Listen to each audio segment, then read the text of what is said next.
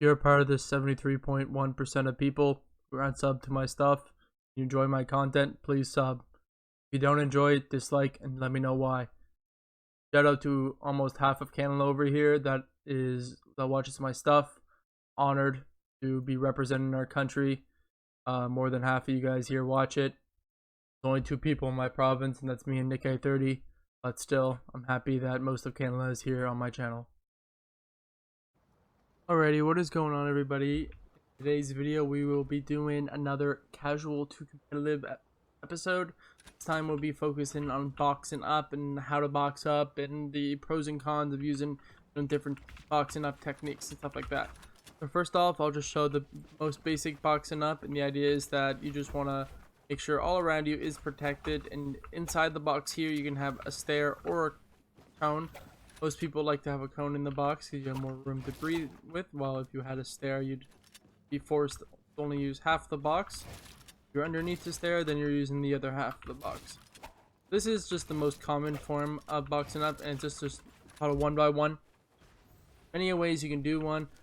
I do mine differently. I like to start at the bottom and work my way up. There isn't really like anything, so I start here, I spin around, then I get the cones on top. The cones on top are very important, but you really need to make sure you get all these pieces as quickly as possible while not burning materials. So, it might not be something you think that you need to practice or whatever, but if you're placing floors out like this every time you box up, then you're burning, what, 5 pieces, and that can be crucial in a fight.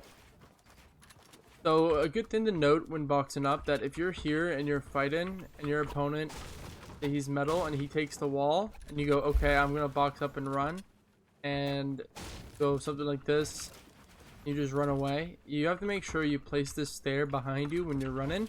That way he doesn't have something to shoot, and you can start healing all the way back here and have 3 layers of protection basically, because we have 1 here.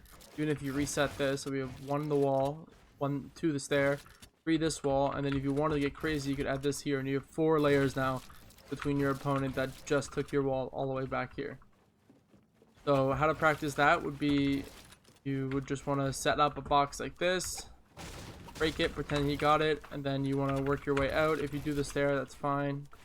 You just want to make your way out like this, be protected. Try this again. Takes it, we spin, we place the stair over top, we edit, go out 1 more, we finish with the cones, and then we can set this. The most important thing is that if you box up after getting shot, you have to make sure that this wall is yours. So if you get tagged over here and you're boxed up and you're like, oh shit, I have to run, you do this, and the last wall you place is this one, then there's a good chance that your opponent can beat you to it, take the wall, and then kill you.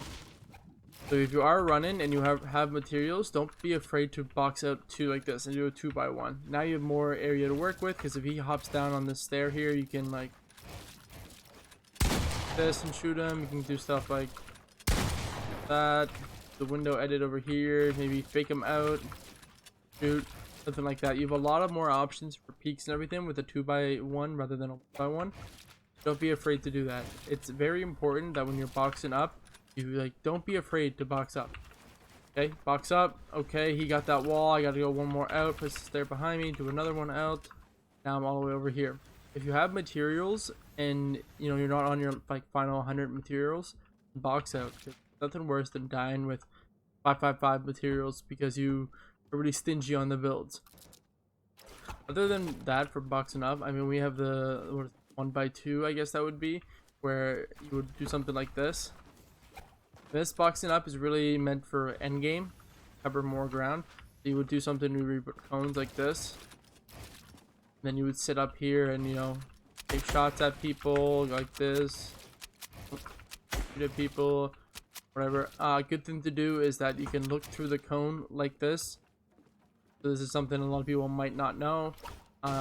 However, you do want it to be a hard material because you can't really see through them as well as you can wood, and they're easier or harder to spray through. You want to look through like this, and if you're like, well, I want to look more over there, this is the edit you can do. It's called a Dorito edit. Now you're up top and you can see a little bit more around because now you're all the way up here rather than just using a few other things, and you can dip and dodge down. So if this starts getting shot at, you can just run down like this. Then finally there is the one where you hop inside the cone, which can be very good for box fighting, because if this cone's already fully built, you hop inside of it and your opponent like comes over to start smacking on your walls, you can go and then box them up or do whatever you want to do. Hopefully you guys enjoyed this video. It's just going to be a quick one. All the videos are going to be pretty quick until we start talking about the more advanced stuff. This is boxing up. If we remember, if you're doing a 1x1 box, find the way you do your box. Make sure you don't place any extra pieces over here.